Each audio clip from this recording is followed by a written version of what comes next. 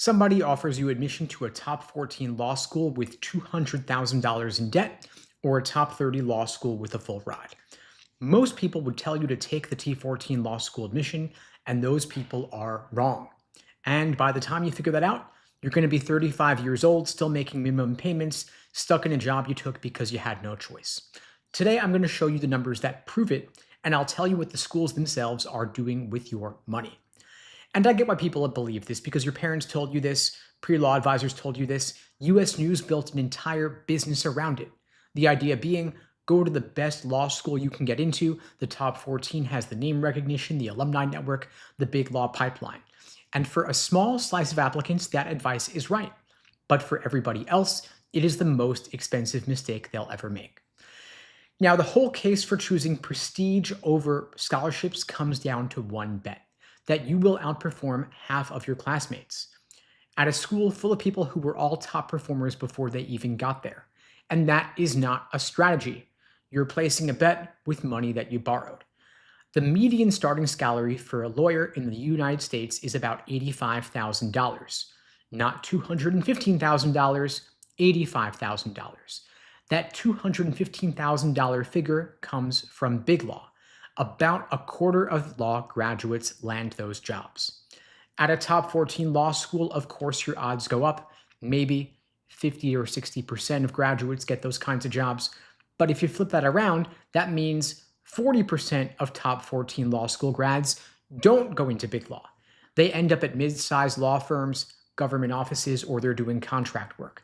Some end up in doc review, and they're doing it with a debt load of $200,000. Now think about two people from the same college, same GPA, same LSAT. One chooses to go to a top 14 law school and pay sticker price. The other goes to a top 30 law school on a full scholarship. 3 years later, they both pass the bar. The top 14 law school grad starts at a mid-sized firm making $95,000. She's got $2,200 in monthly payments for 20 years. She'll be paying off law school until she's 47. The top 30 law school grad starts at a similar firm making $90,000 and owes nothing, getting $5,000 less in salary, $200,000 less in debt. When is the last time anybody ever laid out that kind of comparison for you? Now, here is the part that's even worse than the math. Debt doesn't just cost you money, it costs you choices. The grad with $200,000 in loans can't take the public interest job she cares about. Turning down a miserable 80-hour-a-week firm gig is not an option. The payments don't care if you're unhappy. Now, the debt-free grad walks any career path they want on day one. Could be government, could be nonprofit, could be solo practice, big law if they can get it. They're choosing from a place of freedom, not from fear. Now, debt is the opposite of options. I've been teaching the LSAT for over 20 years. The ones I talk to 5, 10 years after graduation, the happiest ones are not at the fanciest firms. They're the ones who graduated without debt and got to pick the career they actually wanted. Now, I get the other side of this too. I get that saying I went to Columbia sounds better at a dinner party than saying I went to Villanova. But bragging rights don't make your loan payments. Status doesn't pay your rent. And no one at that dinner party is going to offer to cover your $2,200 a month in debt payments. Now, I know this is going to make people angry. But remember what I said about what the schools are doing with your money? Here it is. Your full price tuition funds the scholarships that they give the students with higher LSAT scores. Those scores boost the school's ranking, and that ranking lets them charge even more next year. Now, you are not a student in that equation, you are a line item. Now, the comment I'm already going to get is this: Steve, what about big law? What about clerkships? You've got to go to a top 14 law school for those. And that's fair. I mean, if your goal from day one is a Vault 100 firm or a federal clerkship, the top 14 does give you a real edge. I'm not pretending otherwise. But you had better be certain, because if you borrow $200,000 betting on that outcome and you change your mind 2 years in, there is no exit ramp. That debt follows you into every job and every year of your 30s. Now, for the vast majority of people applying to law school, a full ride at a lower ranked school will give you a better career and a better life than going to a top 14 at sticker price. Now, a school's ranking tells you how good the school looks. It tells you the reputation, the prestige, but your loan balance tells you how free you will actually be. Now, if you're looking for support getting the best possible law school outcomes, whether it's going to the more prestigious school or getting more scholarship money, the path forward is the same. It is to get a higher LSAT score and a higher GPA. The thing is that for most of you watching this, your GPA is already probably pretty fixed at this point. Maybe you're out of law undergrad already, or you're finishing up undergrad. Any individual class or semester will only marginally impact your GPA, but your LSAT score is still able to move the needle for you, getting you into better law schools, get you better scholarship offers. If you'd like my help, I'm offering free LSAT tutoring lessons for everybody watching this now or later. The link to book that free tutoring lesson with me is unpluggedprep.com/start. The link is below the video on YouTube, pinned in the chat on YouTube, in my bio on TikTok and IG. That is an open offer for everybody watching this now or later. And for those just joining, I do these lives every single day, same time, same place, 2 p.m. Eastern, 1 Central, 11 Pacific, here on YouTube, TikTok, IG, wherever you're watching this. If you find these lives helpful, please spread the word. The only way this grows is through word of mouth. I don't do any advertising for these lives, and the algorithm doesn't really boost them because they can't run ads during them. So I do appreciate your support spreading the word. Now, the question does come up about how do you decide what LSAT score you need? What should your goal be? Now, of course, in one sense, there's no reason not to aim for a perfect 180, right? Aim for understanding everything, aim for perfection. But some folks aim for 180, others just aim for LSAT law school medians. And unfortunately, the median may not be enough. The LSAT score you're chasing right now was never yours. A rankings list picked it for you, a Reddit thread confirmed it, and now you're spending months trying to hit a number that, even if you nail it, could send you to law school with $250,000 in debt. There is a better target score, one that nobody talks about, and by the end of this, you're going to know exactly what it is and how to use it. Now, here's how almost everyone does this. You pick your dream school, you look up the median LSAT score for admitted students last year, and that becomes your number.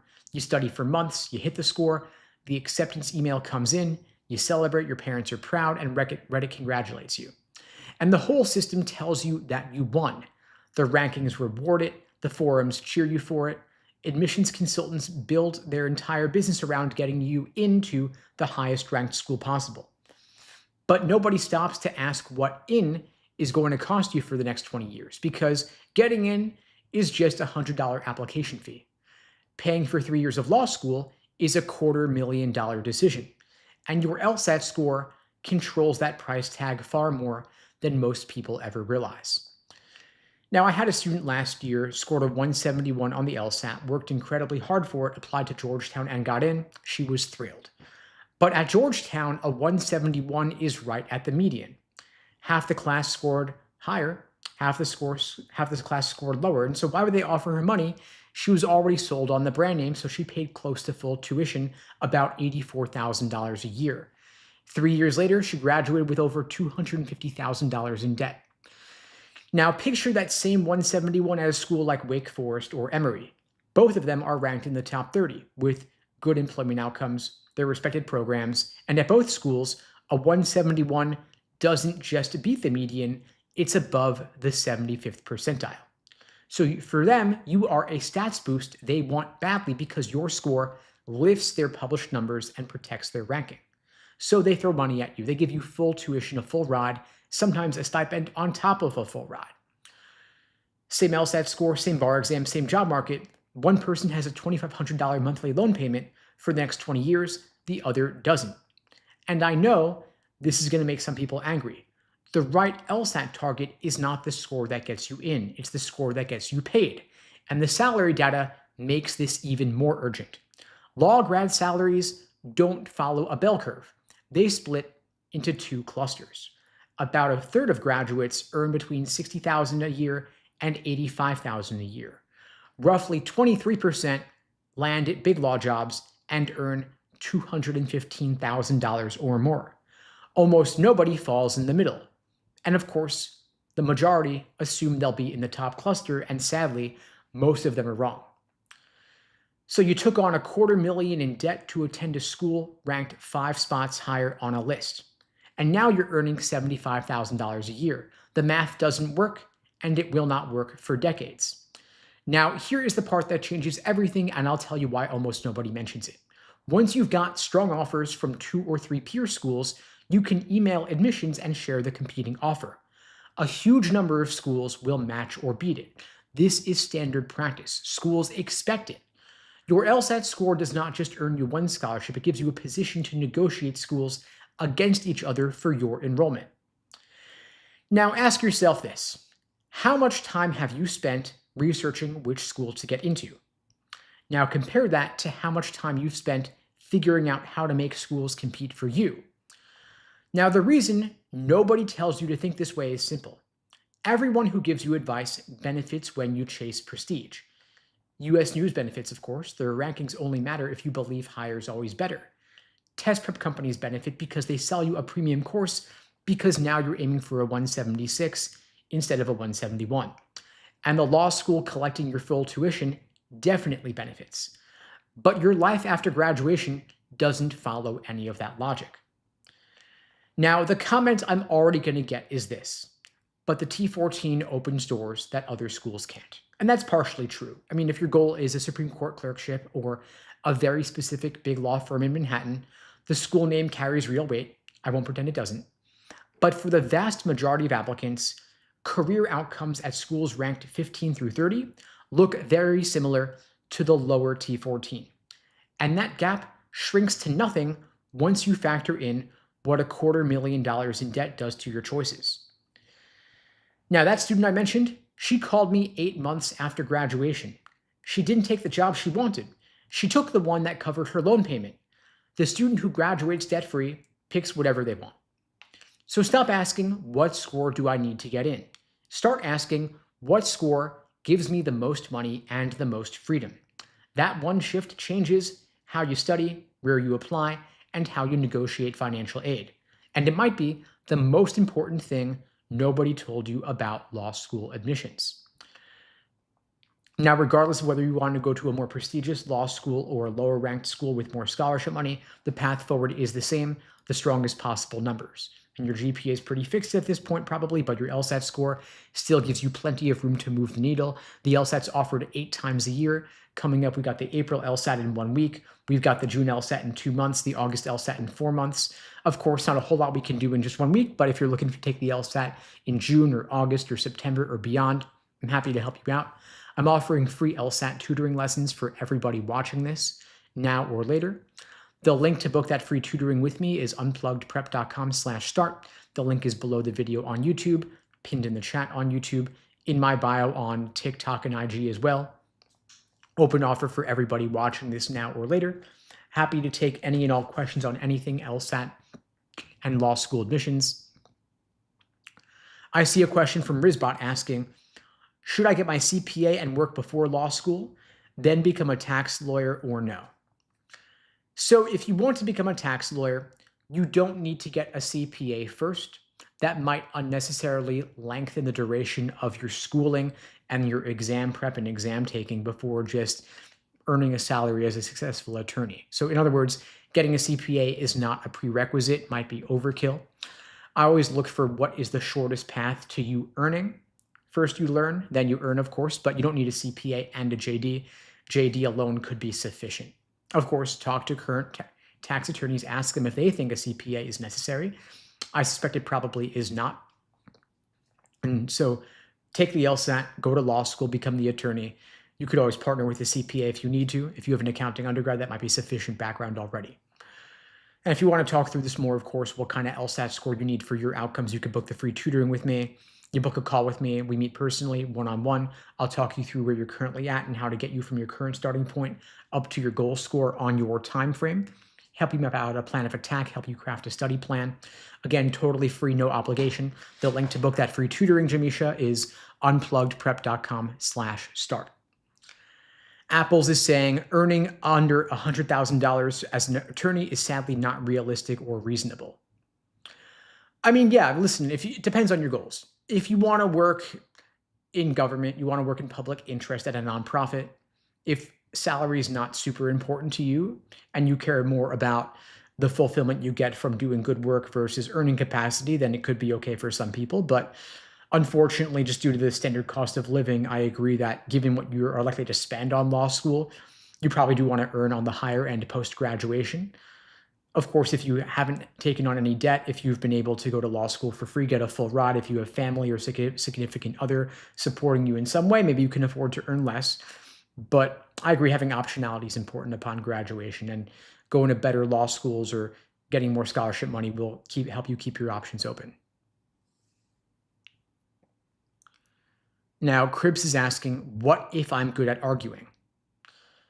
So being good at arguing is not reason alone to go to law school. It may help in certain circumstances as an attorney, of course, but I would want you to have more concrete reasons for going to law school than just like that you like to argue. And sometimes being predisposed to arguing can actually be counterproductive on the LSAT because you don't want to argue with the answer key, right? You want to ultimately come around to understanding how the LSAT test makers are thinking about the test, seeing it from their perspective, understanding the method of reasoning, understanding the reasoning of those who've gone before you, who have the background and experience in the test. So those who argue with the answer key end up sometimes doing worse than they would otherwise because they're overthinking things.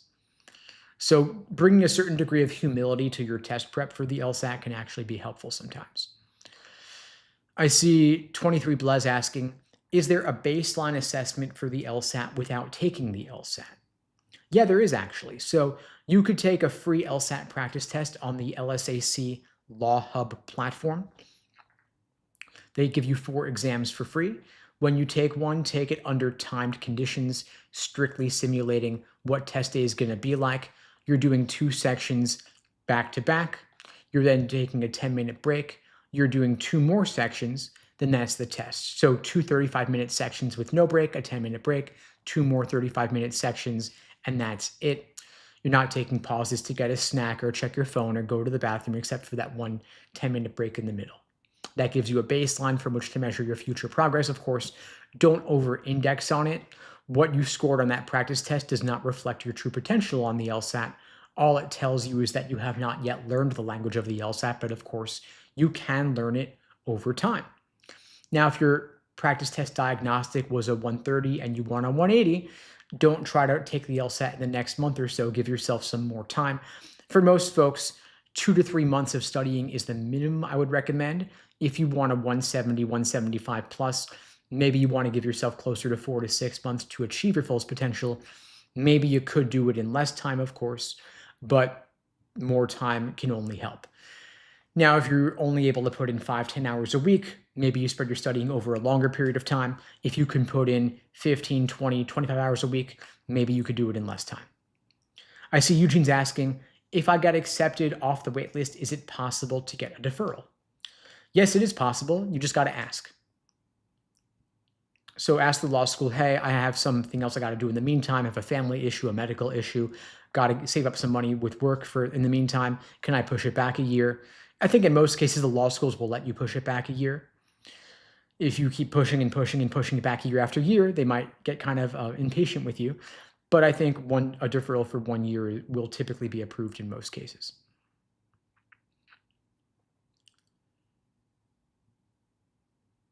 I see Kamana's asking, am I too late to take the LSAT this year to apply for law school for fall 2027?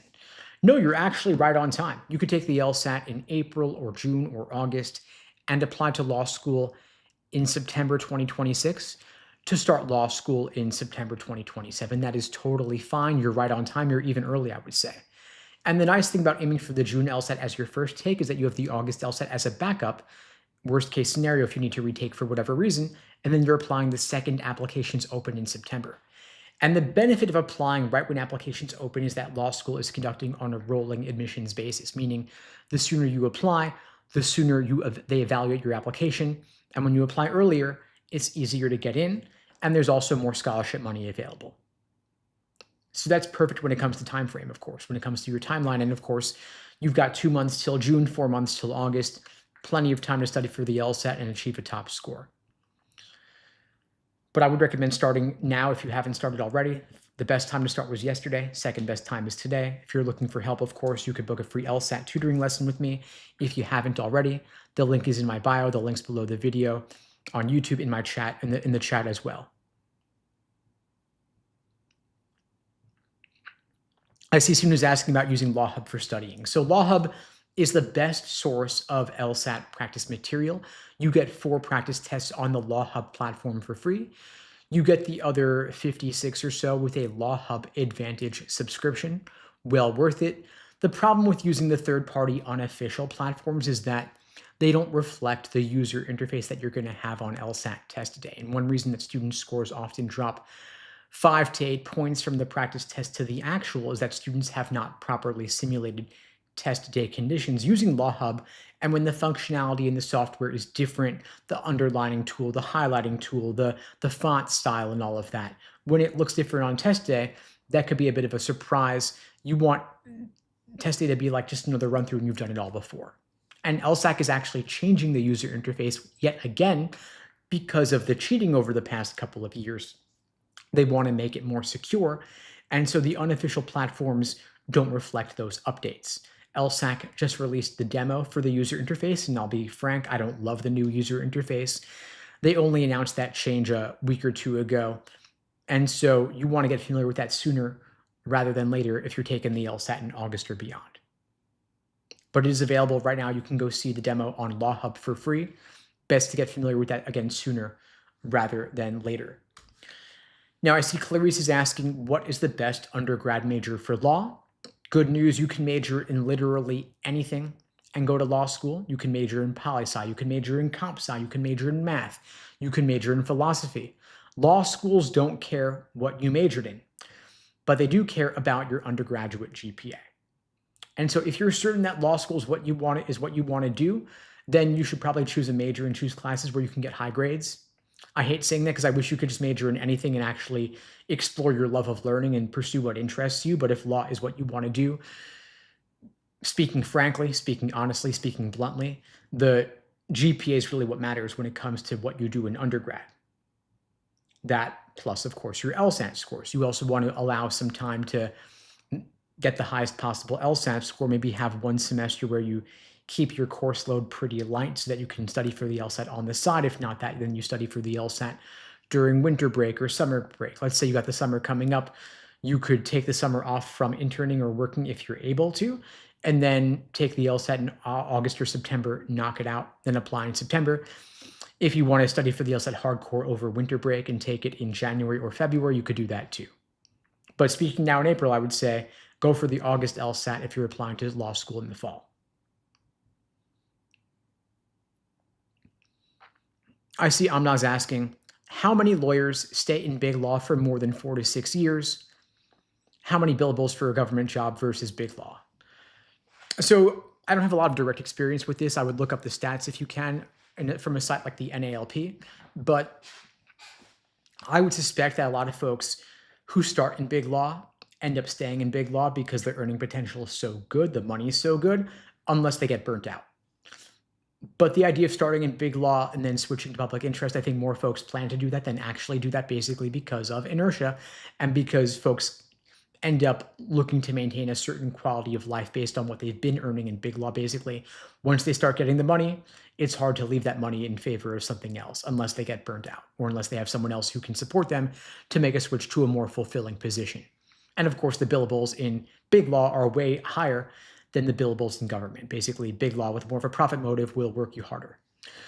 And so if you don't want to feel like you have to do big law, if you don't want to take on the debt for law school that requires earning a lot to pay off that debt, then I would say choose to go to a lower ranked law school where you can get more scholarship money, ideally a full ride, so that your debt payments are low, so that you have more freedom to pursue what you really want to do right after you graduate.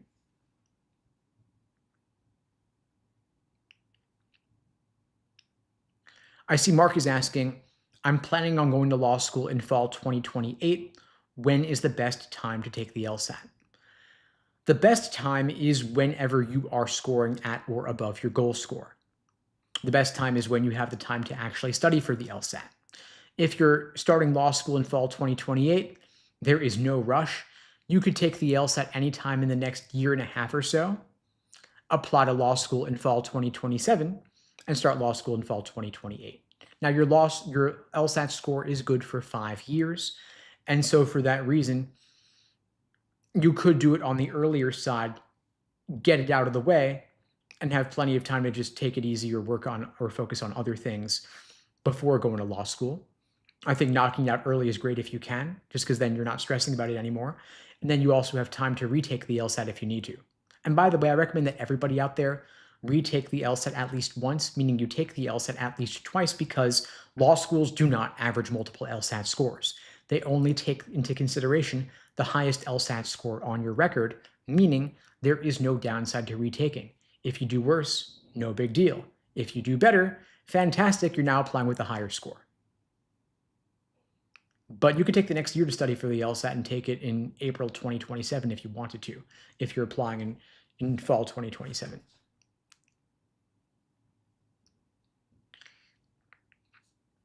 I see Zari's asking, would poli-sci be a good major to start with, or doesn't matter? I'm hearing both sides. Poli-sci is a perfectly fine major. I actually majored in poli-sci myself. Poli-sci is also a pretty common major for pre-laws, so it won't stand out, of course, but your major doesn't need to stand out. I would major in anything that you legitimately enjoy and can do pretty well in GPA-wise. But you can major in literally anything and go to law school, and there are no prerequisites for law school, and law schools don't really care what you major in as long as you got a good GPA. I see Greg is asking, is a KJD good? Meaning, is it okay or good to go directly from undergrad into law school? Yeah, that's perfectly fine. Law schools are not going to penalize you for it.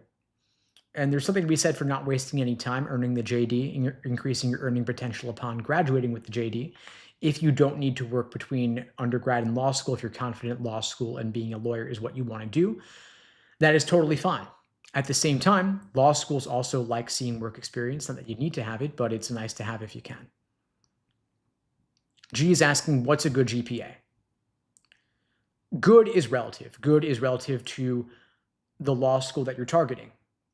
If your GPA is higher than the medians of the law schools that you're targeting, it's a good GPA. If it's above the 75th percentile of the law schools you're targeting, even better.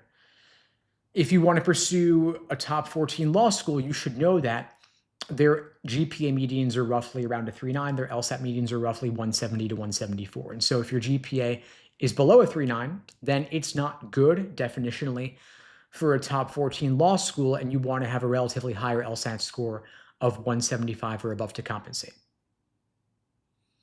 And by the way, if your GPA is low, redoing undergrad is not an easy path because it's expensive given what college credits cost. It's costly in time as well. I mean, think about it. One class is roughly 3 credits. It's going to cost you several hours and maybe thousands of dollars, depending on where you went to undergrad. And it's only going to have a marginal or negligible impact on your overall GPA that you earn over the course of 3 to 4 years, or roughly 120 credits or whatever it is. But your LSAT score is a single day, 2.5 hours, costs roughly $250 to take it, and it weighs more heavily than all of undergrad combined. And so if your GPA is not what you wanted it to be, rather than focusing on that, just get a higher LSAT score to compensate. I see Adrian's asking, my undergrad GPA was low.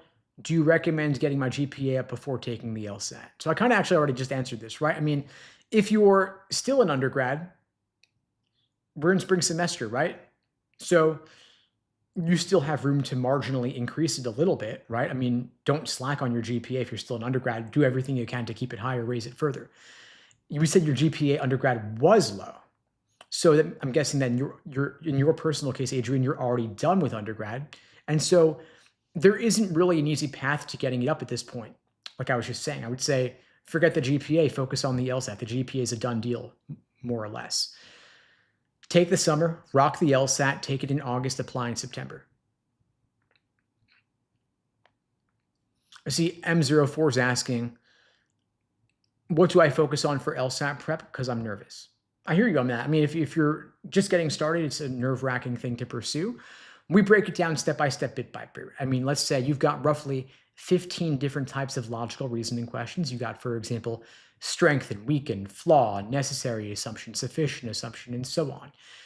There's also reading comp to work on. That's a full third of the test. And then you've got pacing and time management, doing individual sections, and full-length exams to build up your endurance. So it's a lot to cover, but Rome wasn't built in a day. You've got time, right? And so we craft a study plan for you, mapping out exactly what to do every single day over the course of the next 4 months if you're taking it in August, or 5 months if you're taking it in September. We break it up into 3 major phases: accuracy, pacing, and endurance. Accuracy is drilling questions by type to better understand the proper perspective from which to view each section and each question type. Pacing for time management, how you're allocating your time over the course of the section. Then you've got endurance, doing full-length timed practice tests. So you carve out time in your schedule, in your day, in your week, block it off on your calendar, or it doesn't exist. If you're working full-time, wake up early, an hour before work, an hour during lunch, another hour if you have downtime at work. If you have an hour in the evening before you get home and put on Netflix or whatever, carve out that time in your schedule to make it a priority. If you're having a hard time going it alone, of course, we do offer support. I'm offering a free LSAT tutoring lesson for everybody watching this now or later to help you craft your action plan.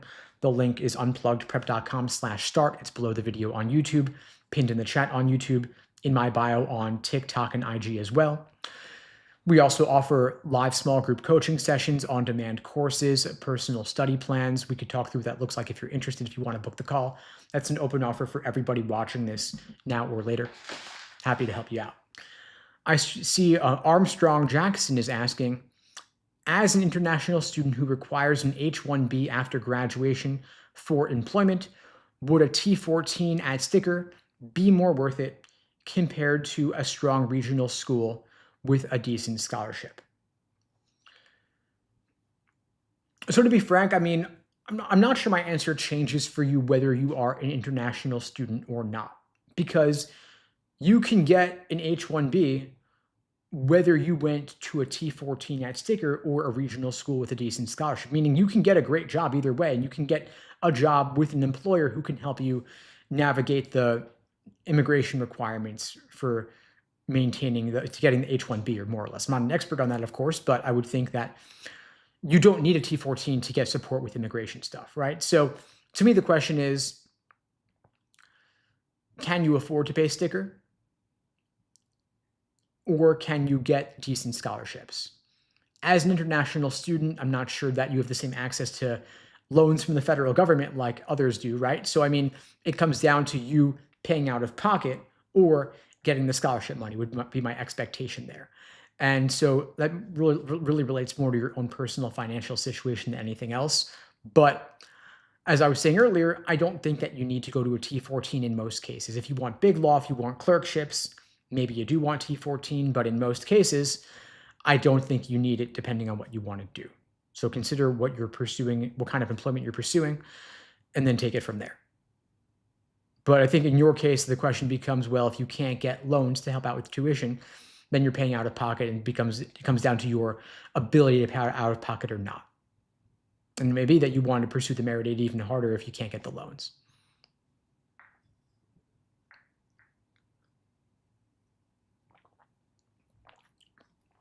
Blueberry's asking, is a good LSAT score and a good GPA good enough to get into law school, or does experience matter? I'm guessing you mean work experience here. Law school admissions is primarily numbers driven. It's your LSAT score and your GPA first and foremost, everything else being a distant third. In other words, experience won't get you in. It could be icing on the cake. It could tip the needle a little bit, but for the most part, you got to have the numbers first and foremost. And so talking about experience when you don't have the numbers, in my view, is a distraction. If you look at the data, you look on law school numbers and law school data, for example, you'll see that it's pretty much a one-to-one. Your LSAT and GPA determine your admissions. They determine your scholarships and such. Experience helps for the human element in those tiebreaker situations, but you got to have the numbers to back up your candidacy.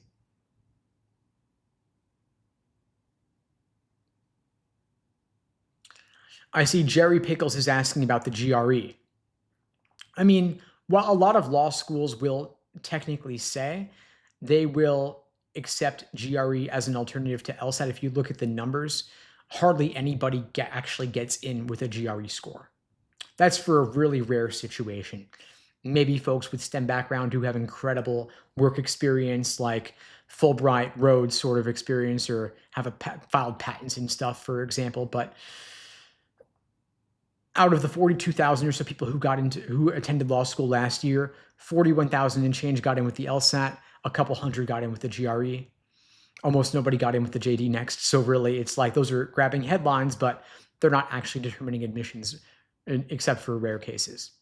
So don't bank on a GRE. You got to have the LSAT score to show that you're serious about law school. And law schools also want to see that you have the LSAT because they want to know that you're going to do well in law school and pass the bar exam, because that comes back on them, right? Law schools want to maintain good grades for you. They don't want you dropping out. And they also do want you to pass the bar. And the LSAT is strongly correlated with first-year law school grades and bar passage rates. And that's why, according to Standard 509 in the American Bar Association accreditation rules, the LSAT is considered a valid and reliable admission test because it is demonstrated to predict first-year law school grades and bar passage rates.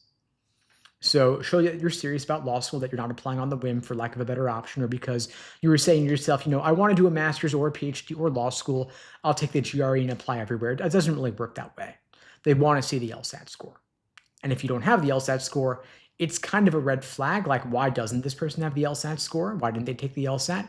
And is it because they didn't think they were going to do well? You never want them asking questions that you don't have the answers to. So get the LSAT score. On top of getting you in, it'll also help you get scholarship money. U.S. News is considering LSAT scores. They're not considering GRE scores. And so law schools have incentive to give you scholarships based on your LSAT score being above the median. Without an LSAT score to consider, they have no reason to give you the money. By the way, folks, for those of you just joining, I do these lives every single weekday, same time, same place, 2 p.m. Eastern, 1 Central, 11 Pacific, here on YouTube, TikTok, IG, wherever you're watching this. If you find these helpful, please spread the word. The only way this grows is through word of mouth. I don't do any advertising through these lives, and the algorithm doesn't really boost them because they can't run ads during them. So I do appreciate your support, spreading the word, sharing this to your socials on TikTok if you can, sharing it in group chats, Discord, subreddits, Facebook groups. I do appreciate the support. I see Iris is asking, what would you consider the median LSAT score to be? So the funny thing is that there's not just one LSAT median. The median LSAT score varies based on the individual law school. Now, you can look up the stats. For every single ABA accredited law school, you can look up their 509 report. Just Google X Law School 509 and you'll see the LSAT and GPA medians for last year's entering class. They're going to vary based on the school. The top 14 law schools like Harvard, Yale, Stanford, and so on, their LSAT medians are all running 170 to 174. If you're going outside the T14s, of course, they're a little bit lower, but that'll give you a benchmark for the number that you want to beat for this year's admission. Keep in mind, of course, that the numbers are always rising because of LSAT score inflation and GPA inflation as well. I see Armstrong's asking, what would be your advice for students stuck at the 168 wall? So if your score has plateaued around a 168, the thing is that it's probably not due to a lack of fundamentals regarding a certain LSAT question type. When you get to high 160s, there probably aren't foundational gaps in your understanding. Like you're not getting flaw questions wrong because you don't know how to ID a flaw. You're getting hard questions wrong because they're hard, because of the method of reasoning in the argument, because of a particular type of trick or trap, or it could be a pacing or time management issue or an endurance issue. I wouldn't know more about your personal situation without getting into a live conversation. And so if you want to talk through that with me, Armstrong or anyone else, of course, you could book the free LSAT tutoring with me, unpluggedprep.com/start, and we could talk through it more together. I see Shania is asking, do you think it is helpful for applicants with work experience to get additional letters of rec from a supervisor? Yeah, absolutely. I mean, if you are out of undergrad in particular, getting rec letters from employers and supervisors is great. If you've been out of undergrad for a long time and you don't have a professor to ask, that's totally fine. You can ask employers instead. You want letters from someone who has supervised you directly and can speak to your character, your integrity, your work ethic. You want a letter from someone who knows you well. So not from your dad's friend who's a judge. or a neighbor who lives down the street who says so-and-so is a good kid. You want someone who supervises you directly, who knows you well, and you want to go for the quality and depth of the recommender connection versus the prestige of the recommender. And that's the one part of applications I would do sooner rather than later, because it takes time to get those letters in, and you don't want your application to be waiting on somebody else doing something for you. Everything else, like the essays, you can wait till later, but the letters of rec, request those early. Now, folks, thanks for joining. I'll be back tomorrow, same time, same place. In the meantime, I wish you all the best and take care. Thanks for joining.